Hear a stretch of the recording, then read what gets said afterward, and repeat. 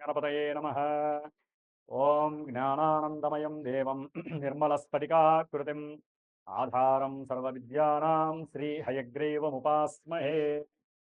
తులారాశి వారికి మే 15వ తేదీ నుండి జూన్ 15వ తేదీ వరకు కూడా అష్టమ రాశి అయినటువంటి వృషభ రాశిలో లాభాధిపతి అయినటువంటి సూర్య భగవానుడి యొక్క వృషభ సంక్రమణం పరంగా మరి వీరికి కలిగేటటువంటి లాభ నష్టాల గురించి కనుక గ్రహాల యొక్క గోచార స్థితిగతులను కనుక మనం గమనించినట్లయితే తులారాశి వారికి పంచమంలో రాహువు, షష్టమంలో శని, అష్టమంలో ఉన్నటువంటి సూర్య భగవానుడు జూన్ 29 వరకు కూడా మే 29 వరకు కూడా రవితో పాటుగా బుధుని యొక్క సంచారం, తులారాశి వారికి సప్తమంలో కుజ భగవానుడి యొక్క సంచారం, అలాగే భాగ్యస్థానంలో విశేషంగా గురువు జూన్ 2 వరకు జూన్ 8 వరకు శుక్రుడి యొక్క అనుగ్రహము వీరికి చాలా చాలా భోగ భాగ్యాదుల్ని ప్రసాదిస్తోంది. అట్లాగే ముఖ్యంగా వీరికి లాభంలో ఉన్నటువంటి కేతు అత్యంత శీఘ్ర ఫలితాలను కలుగజేస్తున్నాడు. మరి ఈ యొక్క తులారాశి వారికి రవి అనేటటువంటి వాడు ఈ మాసం మొత్తము కూడా ఉద్యోగ అవకాశాల యందు అక్కడ దాకా వచ్చి ఆయనే లాగేసుకునే పరిస్థితి అష్టమంలో ఉండటం ద్వారా ఆర్థికంగా విపరీతమైనటువంటి అలజడి, అనుకున్నటువంటి ధనము లభించకపోవడం, బ్యాంకుల నుంచి కావచ్చు, లేదా బ్యాంకులో లోన్ పెడితే ఇస్తామని చెప్తూ ఉంటారు. దానికి తగ్గట్టుగా మీరు ముందు డబ్బులు కడతారు, కానీ అది రానటువంటి పరిస్థితి. ఆరోగ్యము కాస్త క్షీణించే అవకాశం ఉంటుంది. తండ్రి యొక్క అనారోగ్య రీత్యా ధనము ఖర్చు అయ్యే అవకాశం ఉంటుంది. కుటుంబంలో మీ మాట చెల్లకపోవడం వల్ల మానసిక వేధ ఎక్కువగా ఉంటుంది.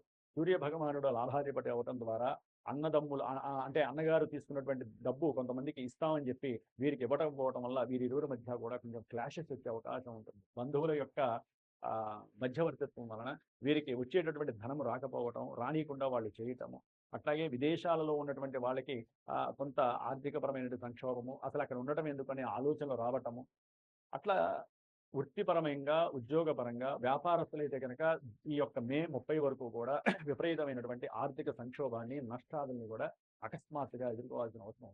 పొలిటీషియన్స్ కావచ్చు, చిత్రసీమలో పనిచేసే వాళ్ళు కావచ్చు, క్రీడాకారులు కావచ్చు, ప్రభుత్వ ఉద్యోగులకి ఇది ఒక చెమటలు పట్టేటటువంటి రోజుగా భావించారు. ఆర్థికంగా కొంతమంది లంచాలు తీసుకొని ఉంటారు, వాళ్ళందరికీ భయంతో ఉంటూ ఉంటారు, ఐటీ వాళ్ళు ఎక్కడ దాడి చేస్తారో, ఎక్కడ ఎటు నుంచి వస్తారో అని చెప్పి. కాబట్టి అవసరమైతే కొన్ని దాన ధర్మాదులు చేసేసేయండి, కొంత ఆ యొక్క దోషం పోయి మీ దాకా వచ్చేటటువంటి ఎఫెక్షన్స్ రాకుండా ఆ సూర్య భగవానుడు కాపాడుతాడు. లేకపోతే మొత్తం గుండు సున్నాని, అంతకుమించి ఏముండదు కొంతమందికి. కాబట్టి భయంతో బతకండి. చేసే పని తప్పు చేశారు కదా, దాన్ని వదిలించుకోండి. ఆ తప్పులో ఒక 70% వదిలించేయండి, లేదా 30% అన్న వదిలించండి, మీ మనసు జరిగిపోతే. కష్టపడ్డ సొమ్ము అయితే కనుక ఎవరికి కొన్ని కోట్లు ఉండవు. కష్టపడకుండా ఉండేవాడికి కోట్ల రూపాయల ధనం ఉంటుంది, గుర్తుపెట్టుకోండి. కష్టపడేవాడు ఎప్పుడు కూడా ప్రశాంతంగా ఉంటూనే బాధలు పడుతూనే ఉంటాడు, మా జీవితం ఇంతే.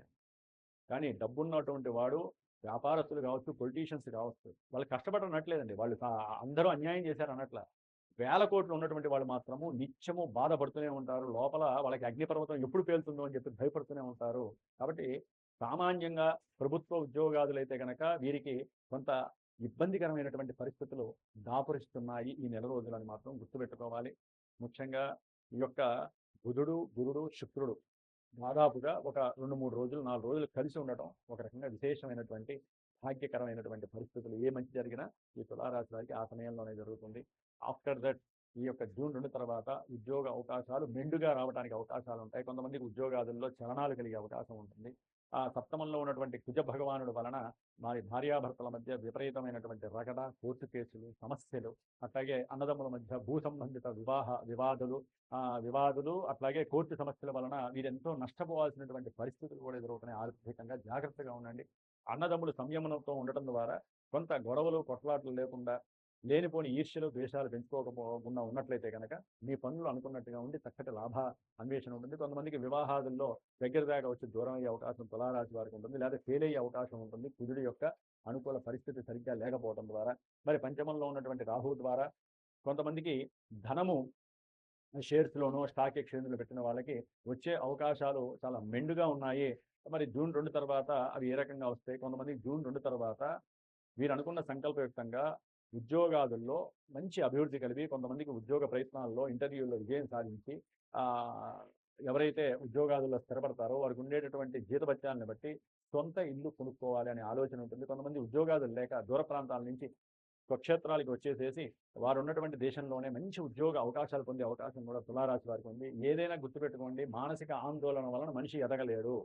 శారీరకంగా అనారోగ్యంగా ఉన్నవాడు ఆరోగ్యాన్ని పెంపొందించుకోవడానికి ప్రయత్నాలు చేయాలి తప్ప నాకు రోగం ఉంది అని 100 సార్లు అనుకుంటే రోగం కాస్త మహారోగంగా మారుతుంది. జాగ్రత్త. అంటే కొంతమంది ఫోన్లు చేస్తారు, నా నిత్యం దరిద్రంగానే ఉందని. ఇక దరిద్రుడు కూడా ఆ నిత్యం దరిద్రంగా ఉన్నవాడిని ఆ భగవంతుడు దగ్గరగా వచ్చి కూడా లక్ష్మీదేవి డబ్బులు కూడా ఇచ్చినా మీరు దాన్ని యూజ్ చేయలేరు. ఎందుకంటే దరిద్రం అనేటటువంటిది మీ మనసుకు పట్టిన పెద్ద చీడ. తీసేసేయండి. ఈ రోజు మీరేం చేయాలో అదే చేయండి. రేపు నిన్న మర్చిపోండి. అంతే. ఈ రోజు 24 గంటల్లో మీరు మహా అయితే పని చేసేది 18 గంటలు, 17 గంటలు. ఆ 17 గంటల్లో వృధా చేసేది కొన్ని గంటలు. మీరు పని చేసేది 8 గంటలో, 10 గంటలో.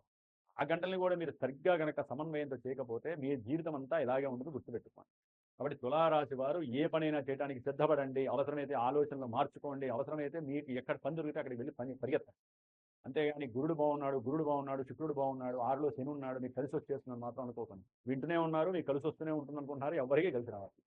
కారణం, జన్మజాతకంలో మీకు దశలు అంతర్దశలు అనుకూలించకపోతే ఎక్కడి నుంచి వస్తుందండి అదృష్టము? ఎక్కడి నుంచి రాదండి. కాబట్టి ప్రతి మనిషి కష్టపడితేనే అదృష్టం వాడంతా వాడు కొని తెచ్చుకోవాలి. ఎవడు వచ్చి మీకు లక్షలు కుమ్మరించరు. కాబట్టి ఏ పనైనా చేయగలిగిన వాడు నిత్యము అదృష్టవంతుడు. పని చేయలేని వాడు వాడి దగ్గర కొన్ని కోట్లు ఉన్న అసమర్థుడితో సమానమే. అలాగే దాన ధర్మాదులు చక్కగా చేసుకుంటూ ఉండండి.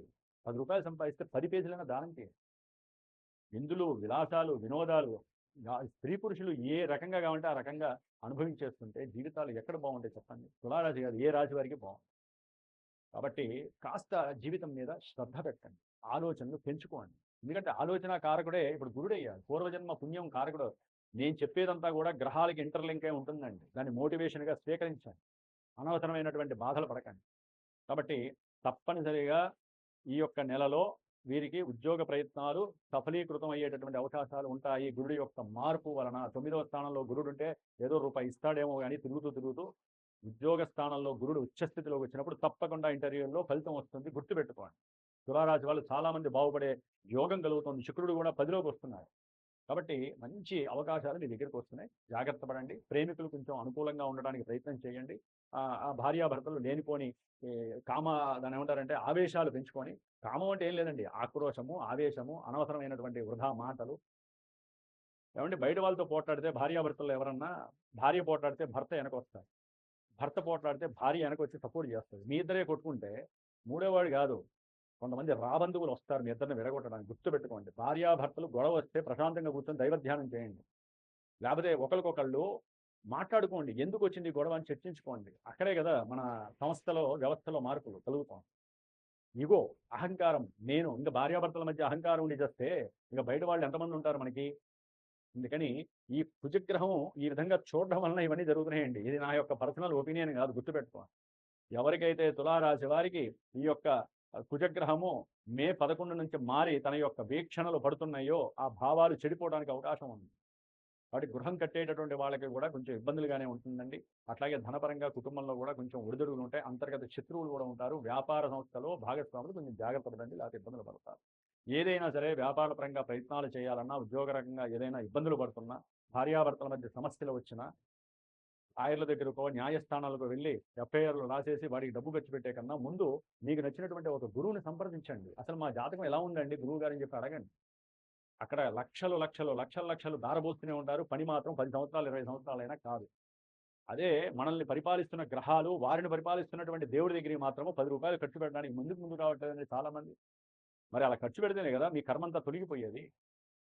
కాబట్టి చాలా మందికి తెలియక అజ్ఞానంతో ధనాన్ని ఏ విధంగా పక్కదారి పట్టించాలో ఆ విధంగా కోల్పోతూనే ఉన్నారు తప్ప మానసిక సౌఖ్యం ఉండదు.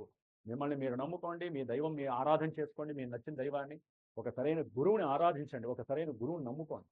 మీకు ఇబ్బంది వచ్చినా, మీకు సంతోషం వచ్చినా ఆయనతో షేర్ చేసుకోండి, తప్పేం లేదు. 10 రూపాయలు గురువు పెడితే మీ పుణ్యం కలిసి వస్తుంది. గురువుల్లో కూడా చాలా మంది ఇబ్బంది పెట్టే వాళ్ళు ఉన్నారు, జాగ్రత్త. అందుకనే మీరు కరెక్ట్గా ధ్యానం చేసి ఏ గురువుని అన్వయించుకోవాలో ఆ గురువుని చక్కగా అట్రాక్ట్ చేసుకోండి.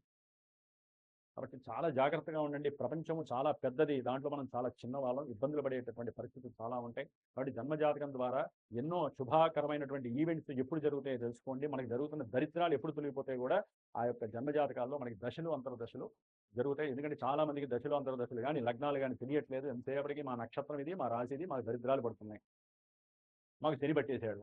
మాట్లాడితే శని మిగతా గ్రహాలు కాదా? శని మహానుభావుడు, నమస్కారం చేసుకుని మీకు అంతా శుభమే జరుగుతుంది. ఓం నమో నారాయణాయ నమః.